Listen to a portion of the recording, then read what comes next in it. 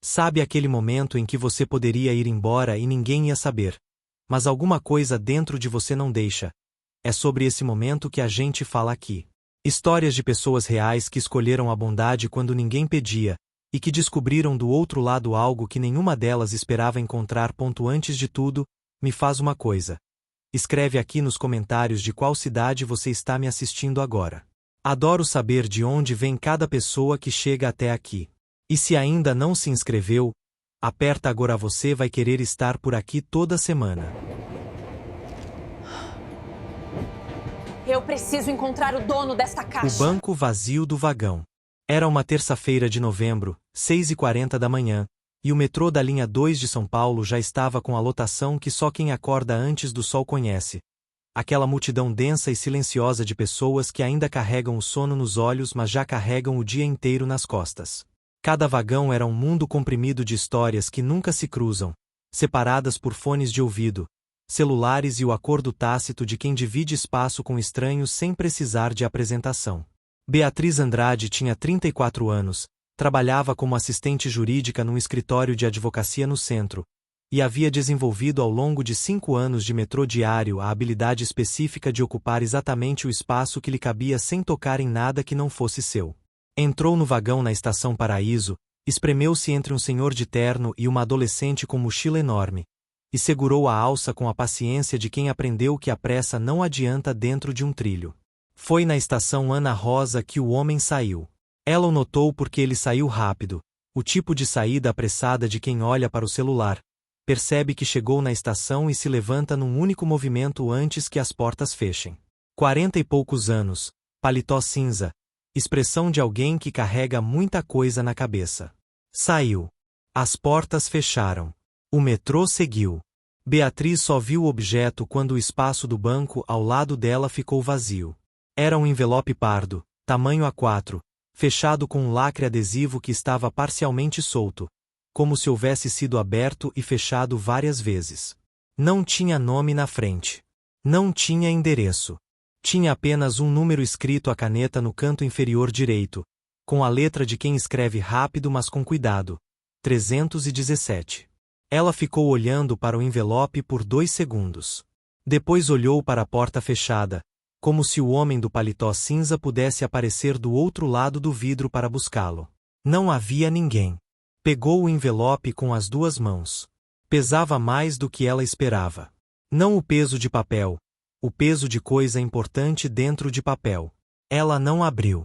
Ficou segurando até a estação seguinte, tentando decidir o que fazer com um objeto que não era seu mas que claramente importava para alguém. Na estação Brigadeiro, onde ela desceria normalmente para pegar a baldeação, ficou sentada. Deixou o metrô passar. O que havia dentro? Beatriz desceu na próxima estação, foi até a cabine de atendimento e entregou o envelope para o funcionário, explicando onde havia encontrado e em qual estação o homem havia saído.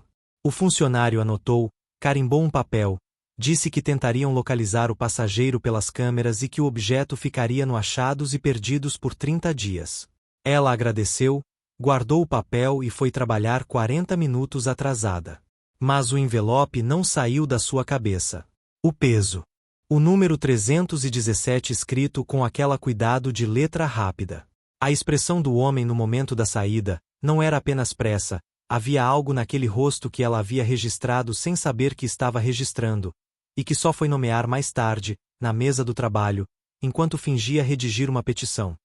Era a expressão de quem está carregando algo frágil com muita responsabilidade. No almoço, sem conseguir se concentrar em outra coisa, ela ligou para o Achados e Perdidos. O envelope que entreguei hoje cedo, disse ela.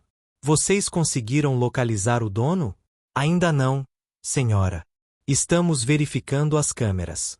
Se a senhora tiver mais alguma informação que ajude, posso ver o que tem dentro, para tentar identificar o dono? Houve uma pausa. Normalmente o procedimento é. Eu sei que não é o procedimento. Mas o objeto pode ser urgente para a pessoa. Se houver algum documento com nome ou contato, dá para agilizar a devolução. Outra pausa. Depois. A senhora pode vir pessoalmente? Ela foi na hora do almoço. O funcionário do Achados e Perdidos Um homem de uns 50 anos com o bom senso de quem já viu de tudo naquele cargo. Abriu o envelope na frente dela com luvas descartáveis e foi retirando o conteúdo com cuidado. Eram fotografias. Muitas fotografias, impressas em papel fotográfico de qualidade, em preto e branco. Crianças.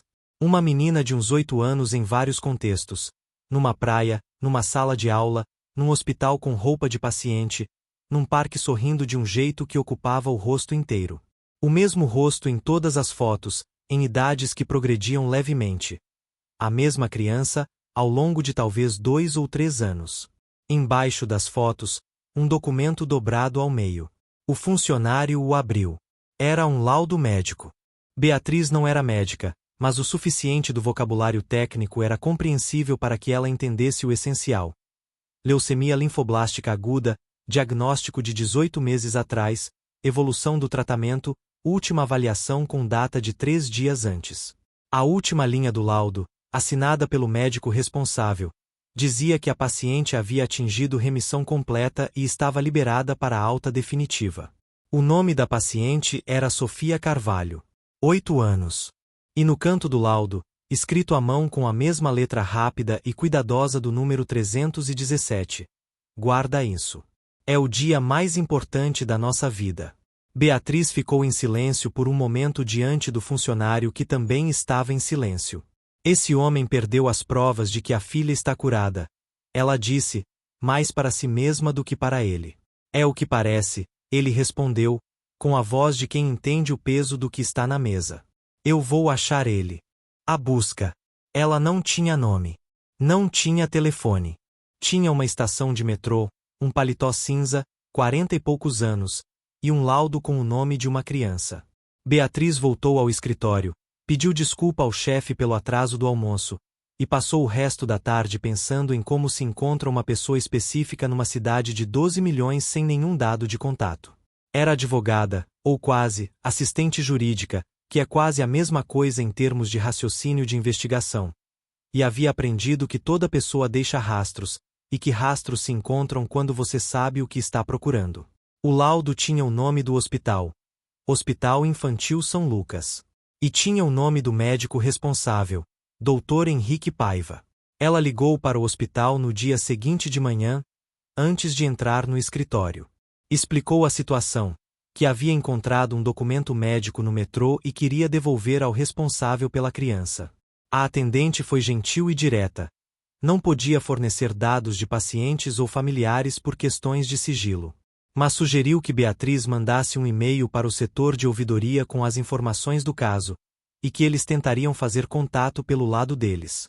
Beatriz mandou o e-mail com todos os detalhes, o envelope, o número 317, a descrição do homem, a estação Ana Rosa.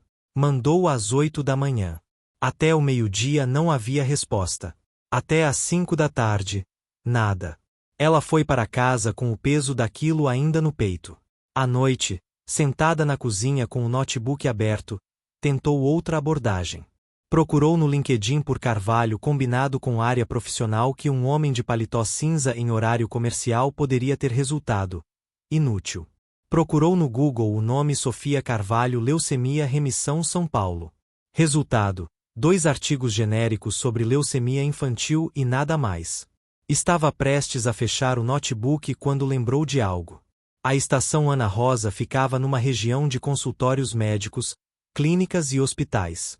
Um homem que acabará de buscar um laudo de alta da filha, num hospital que poderia estar naquela região, saindo naquela estação, naquele horário. E o número 317. Número de quê? Quarto. Apartamento? Sala? Sala. Sala de consultório. Ela abriu o mapa e começou a procurar clínicas e consultórios na saída da estação Ana Rosa que tivessem sala 317 ou andar com numeração compatível. Era uma busca longa e sem garantia. Mas era uma busca. Às 11 da noite, ela tinha uma lista de 6 endereços possíveis. O número 317.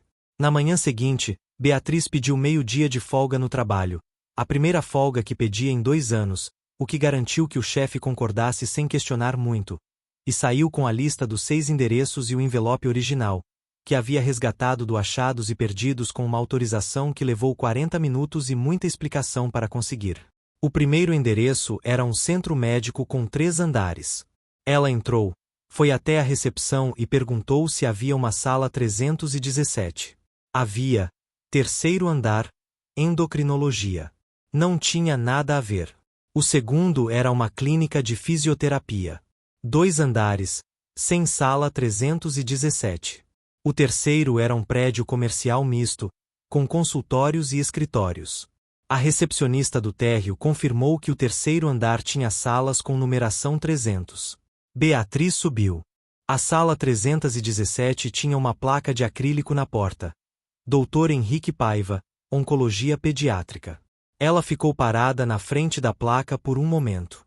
Então respirou fundo e entrou na recepção. A recepcionista era jovem e eficiente. Bom dia. Eu não tenho consulta marcada, disse Beatriz antes que ela perguntasse. Eu encontrei algo no metrô que pertence a um paciente, ou ao pai de um paciente, do Dr. Paiva. É urgente e é pessoal. Eu preciso de 2 minutos. A recepcionista a avaliou. O doutor está em consulta. Mas posso verificar com ele no intervalo. Qual é o seu nome? Beatriz Andrade. E o que eu encontrei é um laudo de alta de uma criança chamada Sofia. A recepcionista ficou imóvel por um segundo. Depois se levantou e foi até a porta do consultório sem dizer mais nada. Beatriz ficou de pé na recepção, com o envelope na mão, ouvindo o murmúrio abafado de vozes atrás da porta. Então a porta se abriu, e o médico saiu. Não o homem do paletó cinza, um homem mais velho, de jaleco, e atrás dele, com uma expressão que Beatriz só conseguiu descrever depois como a de alguém que reconhece o rosto de um milagre inesperado, saiu o homem do paletó cinza. Sem o paletó agora. De camisa. Com uma expressão que ela não havia visto nele no metrô porque naquele momento ele não havia percebido ainda que havia perdido alguma coisa. Você tem um envelope, ele disse. Não foi pergunta. Tenho, ela respondeu, e estendeu o braço. O que vale mais do que gratidão. O nome dele era Eduardo Carvalho. 43 anos, arquiteto, pai de Sofia há 8, e pai de Sofia lutando contra a leucemia havia 18 meses, o que é uma experiência que Eduardo descreveu depois, naquela recepção pequena enquanto o médico discretamente voltava para o consultório e a recepcionista fingia olhar para a tela, como os 18 meses mais longos e mais intensos que eu já vivi, e os únicos em que eu descobri de verdade o que importa. O envelope havia saído da pasta dele quando ele tirou o celular apressado na estação Ana Rosa. Ele só havia percebido o sumiço 1 hora depois, no escritório, quando foi mostrar o laudo para um colega. Havia voltado correndo ao metrô, reportado no Achados e Perdidos, esperado a tarde inteira por uma ligação que não veio. À noite havia dormido pouco. De manhã havia voltado ao hospital para pedir uma segunda via do laudo, e havia chegado àquela sala 317 10 minutos antes de Beatriz. Se eu não tivesse conseguido a segunda via, eu teria ficado bem, ele disse, com honestidade. Sofia está curada. O laudo é o laudo, mas ela está curada de qualquer maneira. O que não teria ficado bem. Ele parou. Olhou para o envelope. As fotos. Eu tirei essas fotos ao longo de 18 meses. Em cada fase do tratamento. A primeira é do dia do diagnóstico. Eu tirei porque eu precisava registrar o rosto dela antes de tudo começar, para ter algo para olhar nos dias difíceis e lembrar que ela existia além da doença. E a última é de 3 dias atrás, na consulta de alta, quando o Dr. Paiva falou que ela estava livre. Ele abriu o envelope e retirou a última foto com um cuidado que Beatriz havia visto poucas vezes na vida. O cuidado de quem segura algo que não tem substituto no mundo. Sofia na foto tinha o sorriso que ocupava o rosto inteiro, de orelha a orelha, com um laço vermelho no cabelo que havia voltado a crescer. Esse é o sorriso dela quando ela soube que podia voltar para a escola. Ele disse. Beatriz não conseguiu dizer nada por um momento. Então disse a única coisa que cabia. Ela é linda. É, Eduardo respondeu, com a simplicidade de pai que não precisa de adjetivo porque o amor já ocupa todo o espaço. Eles ficaram em silêncio por um momento que não foi desconfortável. Depois Eduardo olhou para ela com o olhar de quem quer oferecer algo à altura do que recebeu e sabe que não existe nada à altura. Como eu te agradeço por isso. Beatriz pensou por um instante. Depois disse a verdade. Me conta como ela está em um ano. Ele a olhou sem entender completamente. Você não me conhece. Não conheço. Mas eu passei 2 dias procurando você por uma cidade de 12 milhões de pessoas. Eu já investi demais na história da Sofia para não saber o final. Eduardo ficou em silêncio. Depois deu um sorriso, o primeiro sorriso que ela via naquele rosto, que até então havia carregado apenas tensão e alívio e emoção contida. Tá bom, ele disse. Daqui a um ano. Eles trocaram contato na recepção daquela sala 317, enquanto o sol de novembro entrava pela janela e a cidade lá fora continuava no seu ritmo de 12 milhões de histórias que nunca se cruzam. Desta vez, 2 haviam se cruzado. E um ano depois, numa tarde de novembro, Beatriz recebeu uma mensagem com uma foto anexada. Era Sofia, 9 anos agora, cabelo comprido, laço vermelho de novo, numa festa de aniversário com bolo de 3 andares e o sorriso que ocupava o rosto inteiro. A legenda tinha 3 palavras. Ela está ótima. Beatriz ficou olhando para a foto por um longo tempo, sentada no mesmo vagão do metrô, na mesma linha 2, no mesmo horário de sempre. E pensou que às vezes um objeto esquecido num banco de metrô é só um objeto esquecido. E às vezes é o começo de algo que nenhum dos dois estava esperando encontrar.